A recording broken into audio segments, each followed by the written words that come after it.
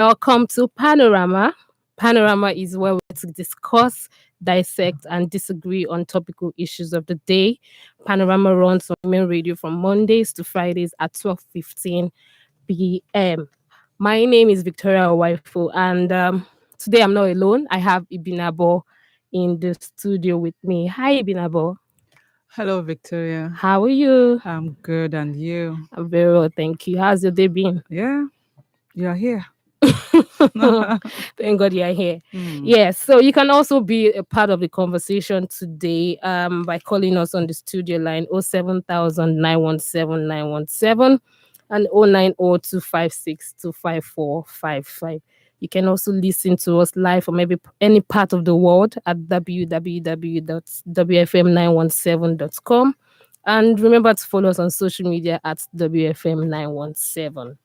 We've got two exciting stories. Yeah, one exciting, one not so exciting. And it has to do with women. And the First Lady of Bauchi State, Aisha Bala Mohammed, has decried the low enrollment of girls in schools, saying that their education should be made across Nigeria.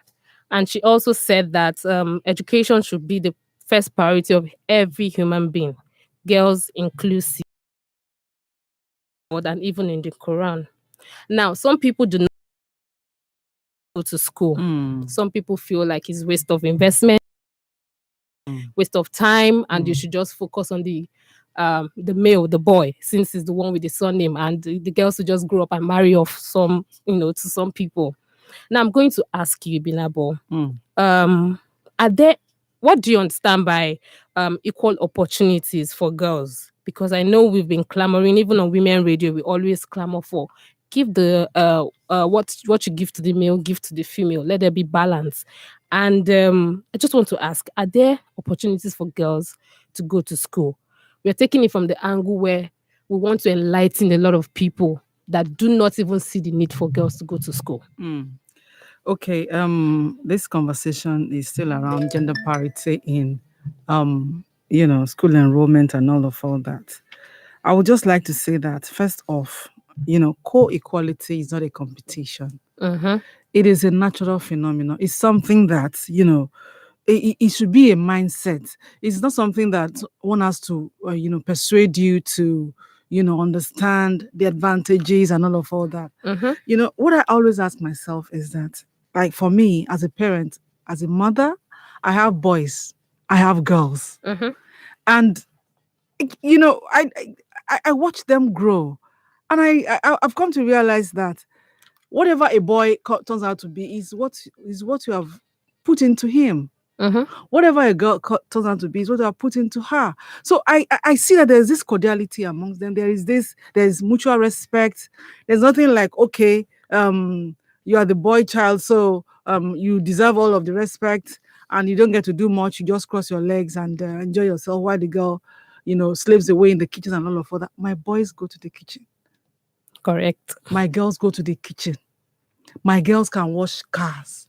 My boys can wash cars. Mm-hmm. Sometimes I would even say that, who washed this car today? This car is shiny. You understand? So, parents shouldn't, in fact, we shouldn't have this situation on ground. You understand?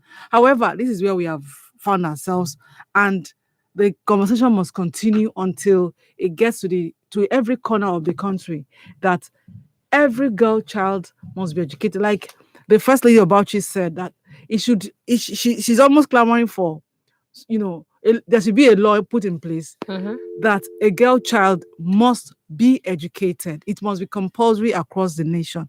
And I think, and I support her. I'm on the same page with her because sometimes I ask myself, okay, let's do some critical thinking here. Why exactly do you want to train your boy child and And leave out the girl. leave your girl child behind? You need to ask yourself these questions. So it is in the answers of this question that you will realize that you are making a huge mistake. Mm-hmm. You see, without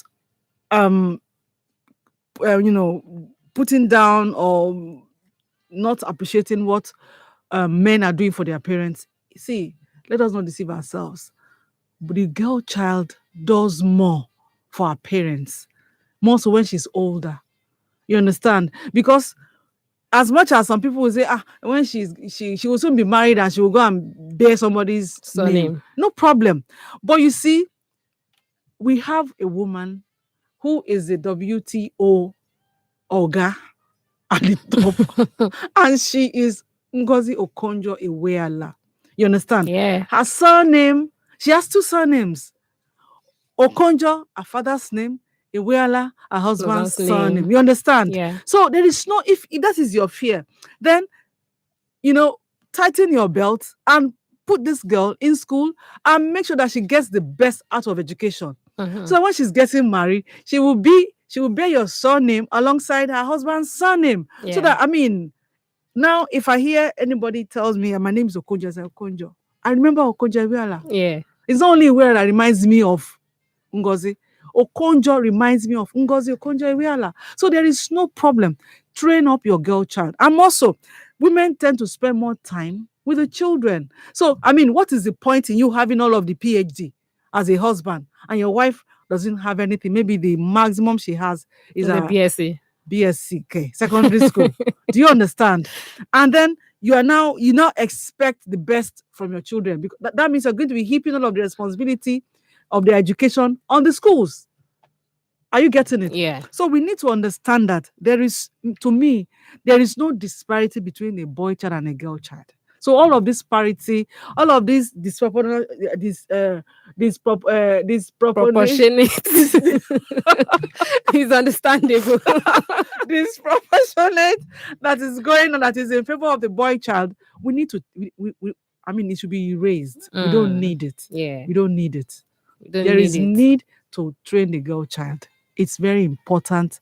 And you benefit more as parents, because as a girl, when you're married, you're going to be dragging your husband and yourself to your parents. If your son gets married, his wife would take him to her parents. So what are you talking about? If your child is not educated as a girl and she's married to a very well educated man, he's going to be doing organa master on top of her head.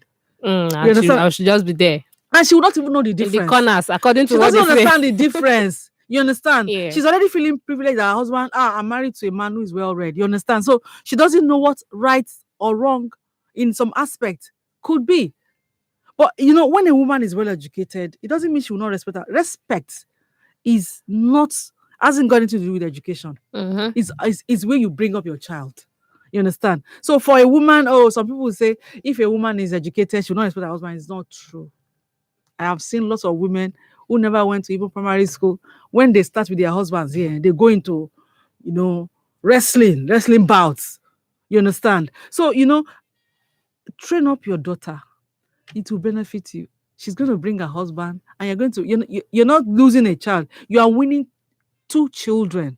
So Mm. let's be wise. Let's be wise. Let's be wise. Let's be Yes. wise. That's from Ibn Abon. Let's be wise in training our children and giving more attention to the girl child. It's 28 minutes past 12 here on WFM 91.7, and we are still on Panorama. Panorama is where we get to discuss, dissect, and disagree on topical issues of the day. And today we have Ibn Abo, and I am Victoria Wife, and we're talking about the importance of girl child education in Nigeria. You can also be a part of the conversation by calling the studio lines 07000 and 09025625455. Let me hear your thoughts. What do you think? Why is it important for us to train our children, our girl in particular, our girl child? Ibn Abba, I'm still coming back to you. You said that it is wise investment. I'm trying to rephrase your words now. It's wise for us to educate the girl child. Now, as an education is somebody in that sector, we have seen how our system here tries to frustrate. It's just frustrating. There was a time where there was ASU strike for long.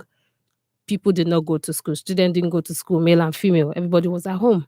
And coming back to school, you get lecturers are not giving their best. They're not putting up their A game.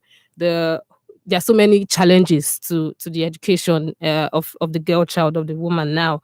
Now, according to you, what do you think is the best solution to ensure that every girl child goes to school? Bearing in mind that our sisters and our brothers in the north are far behind. Here in the West, at least we go to school to a certain level. Them in the North, or they in the North rather, they are somehow backward. It's like a tussle to get even a child to go to school. How much more There's a a huge female? disproportionate, yes, in school enrollment between the boys and the girls, Yeah. and it favors the boys more, and it is very wrong. You understand? But you see, we are looking at a region with a culture that does not really believe in educating the girl child. You understand? Mm-hmm. So the best thing for them to do is to look at their first ladies. Incidentally, all of the governors, they are married to people from their region. You understand? And these are very well educated women. So, I mean, is it not beautiful for your daughter to be one day and to be a first lady, one day? Mm-hmm. If she's not educated, she can't, the husband will have to go and buy a first lady. That is, if he doesn't have other wives Yeah. that are educated. You understand? So, and also, you see, educate a girl, you are educating a nation. Mm. Because I've said one over and over again that women tend to spend more time with their children. Children. So, I mean, if you don't educate her, you're going to have half-baked children in the house. Let me Because pause your thought then and take this call. Hello, good afternoon. Hello, good afternoon. Good afternoon. What's your name and where are you calling us from? My name is Gabriel, calling from Wishu. Welcome to Panorama, Gabriel. Yeah, Ibn Abba said it right, and I've been saying it in several programs I called, and his upbringing, the way we are bringing, in our families and our mindsets, our orientation, and all that. Sometimes we feel like their child is a lesser, human being than the boy child. It starts from when a woman gives birth. We're all like kind of, hey, thank God, what she gives birth to. It starts like that. Mm-hmm. Why you ask it? I don't ask such questions. Give birth, yes, you give birth. Whether man or woman, why do you want to know? You understand? Train up a child went to school. We all carried the same boy child or girl child, the same 9 months, the same school, the same food, to what extent that, we start kind of differentiating and begin to, bring the other one down and, begin to choke the other one and they begin to put all our hopes as a parents in one person, like the poor child. Yeah. You understand? While we all train them and they all eat the same food and all that. You understand? Mm-hmm. But for me, I think it's kind of the way we are being brought up. You understand? And start to change that personally. Kind of changing some culture. Thank God that some governments are beginning to change some cultures. And when a man died and the girl that doesn't have any inheritance and all that. There's something that happened in my village and I begin to use using that for any girl that I come across to, I have a relation that, they give birth to four girls. They don't have any boy among them. But the first daughter took up the whole challenges and all that. We build a house. Even build a house before I even have anything to do in my place. We have one boy. We have only one girl in my own kind of thing. Thank you very much, Mr. Gabriel. The girl, doing something and the thing that and all that. Tomorrow you will tell me that such a girl doesn't have any hand in parents' property and all that. It's very injustice and all that. Thank you. Thank you very much. Thank you for your contribution. Ibinabo, you heard him. He was making a point. He says that there's no difference between a boy and a girl. It's the same Definitely. food that they eat when they were babies, and it's still the same food they will eat throughout their lifetime. And he said something that struck me. Girls, when they're in a family where you don't have boys and the girl child, braces up to the challenge of assisting in the family, when it comes to sharing of properties, they are left out. It's so very funny. There's an instance that sometimes, sorry to cut it, and sometimes even when you have boys in the family and the girl goes to school, there's still that you are not entitled to your father's property. It's so bad. You see, that is why we are trying to change the narrative by having, conversations like this, and it shouldn't end. Mm, Because you see, when you are prejudiced, towards a particular sex, you understand, it's a huge problem. And to break that is like it's like a rock. mm. And no matter keep putting your Hammering. hammer on Yeah, it, over time it will to shatter. break. You understand? Because like the last caller said, there was a lady that had it very rough, but thank goodness that her dad was able to put things in order. You see, when the lady finished university, she came out very, I think with an A class or something. You understand? So she got a job and she was doing well and all that. So she helped her father put up a house Mm. in their village. But she wasn't coming, like I'm the making one it that did it. obvious for everybody to know Yeah. that she was the one sponsoring the whole, project. The man was able to have his own house and all that. At the end of the day, when the man was very ill to the point that everybody thought he was going to die, the family members were already harassing the lady because the way she would come home, she had her own room there, everything. No, no, Mm. no, no. You cannot just go and how many rooms are there that you have? Kind of a thing. Mm-hmm. They so harassed her to the point that, but she didn't say anything because she said our concern was her father to get well. Yeah. But thankfully, the man became well and everything was heard, and he told them clearly, point blank, that please, whether he's alive or he's dead, this girl, she's the owner of this house. She built it for him. And whatever she wants to do with it is This fine view. now. You understand? So, Mm. but going to the government, look at what is happening in that region we're talking about in the north. Insecurity. You're in a region where you are still trying to encourage parents to enroll their daughters into schools. And then every now and then, these girls are being abducted. Mm. You understand? Even if it is for a day, do you know the trauma that they will have gone through? In the course of that, some parents would want to withdraw their children from school. That it's better I They have my sit at daughter home. with me than to put her in school and then lose her. Look at what is happening to Leah Sharibu and all other girls. Do you understand? So Mm-hmm. the government must encourage parents to enroll their daughters in school by making sure that there is adequate security in all of these girls' schools, because most of these schools, they don't have Security. no perimeter fencing. Even the ones that they have, they are so fragile that with a good kick, It's down. exactly. 070917917 is the number to call to be a part of Panorama this afternoon on Women Radio 91.7. Hello, good afternoon. Hello. Good afternoon. Yeah, good afternoon. What's your name and where are you calling us from? Okay, I'm Leo, calling from Lagos about the expressway. Yeah. Welcome to Panorama, Leo. Your contribution, please. Okay, you're talking about the maybe girl child education. Yes. So, be you a girl, be you a boy, everybody must be educated because that is the best. Apart from the word of God, this is the best legacy you can give to your children, so that their future they will begin to maybe cater for their future. Because when you educate them, that is the right thing for them to know that their future is bright by special grace of God. Because they will begin to find their own living.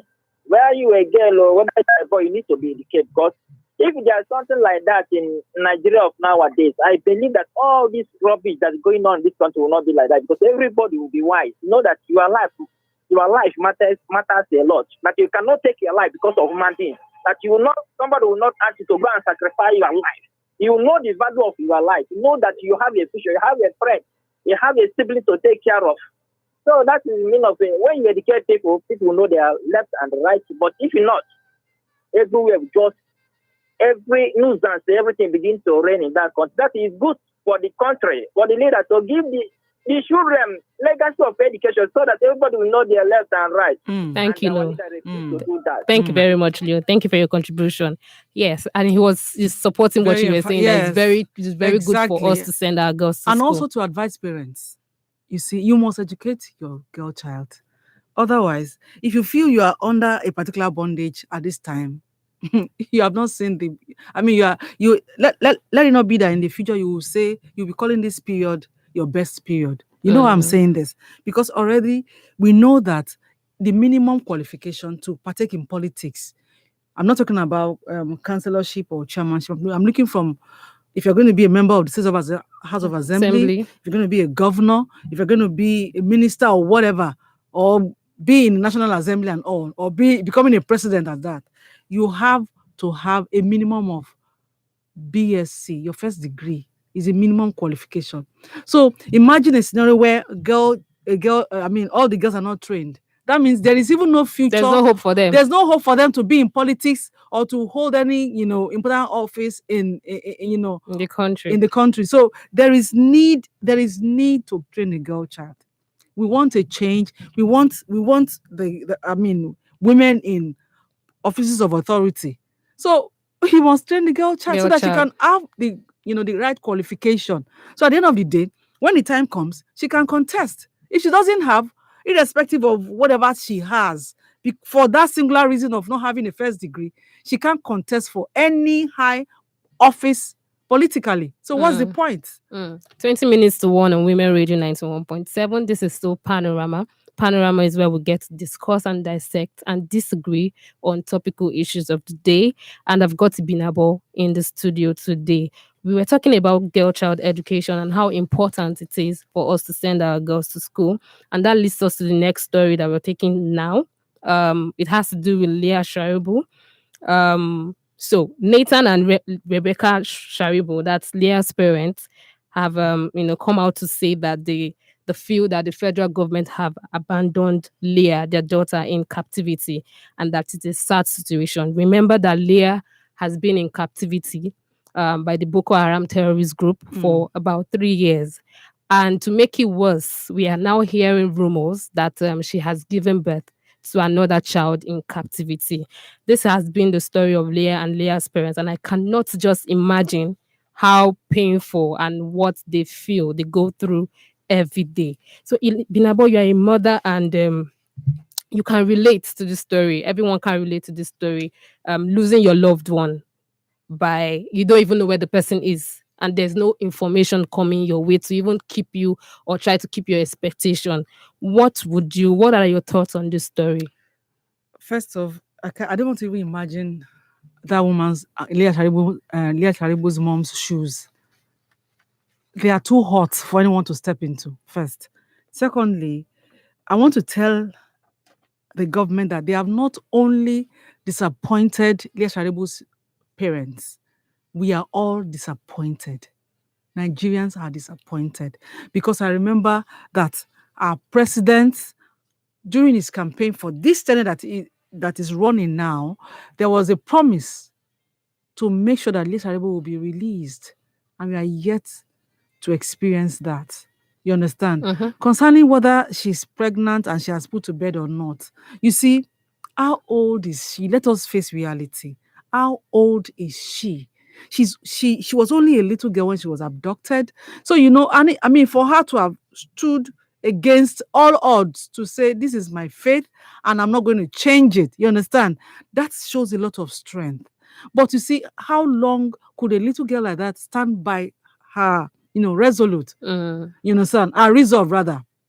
So at the end of the day, I mean, forces higher than her will make her cave in. Now we hear that she has given birth to a second child. Whether it is true or not, the parents are saying, anyhow, She comes out. please, we want to see our daughter. Even if she has been married off to any one of the insurgents, any one of the terrorists, the woman even said that she's ready to be an in-law to such a person, you understand? Because of the love she has for her daughter. And I feel that at this point, that statement should touch our leaders.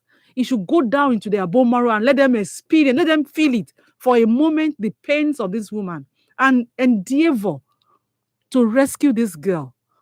She has said, I don't mind being the in-law to whoever, if she truly has given birth to children, she doesn't mind being an in-law to them. whoever the father of those children is. But I want to see my daughter. After all, if she had been married off to anybody, they will see her occasionally. So let them see her. How difficult is that? How much will it cost? Because the integrity of a promise is at stake here. You understand? Because you see, in this part of the world, we feel that we can just come up and say anything, and then if we don't fulfill it, heaven won't fall. But have we put into cognizance the opinion of the outside world? How do they view us, from the average citizen to our leadership? Mm. How do they view us? Are we respected? Can anyone take our word to the bank and say, yes, I can keep this in a safe? Mm. You understand? Or they will just say, take it with a pinch of salt. Oh, you That's how never they used to know. say. You never know. It is so painful that as we speak, that girl is still in captivity. I'm even particularly happy that she's alive, because there has been this, The rumor of she's dead she's or she's dead, not she's dead. this, she's that. So if she's alive and she has truly given birth to children, it's not a disease. But let her parents see her. Let her meet with them physically. Let them touch her. Let them carry her. Let them hug her. Mm. And know that yes, she's alive. Even if she has to be married to this person, they have agreed. So what else is holding back the government to rescue this girl? I don't understand it. So I would like to ask, because there's been this conversation about the government having an agenda with regards to Leah's release. Remember that in February, there was the adoption of the Kankara boys. And I think it took a while, maybe within a week, they were released. And there was another abduction, and they also tried to get their release. But Leah is still in captivity, and some people are saying that it looks like these people has an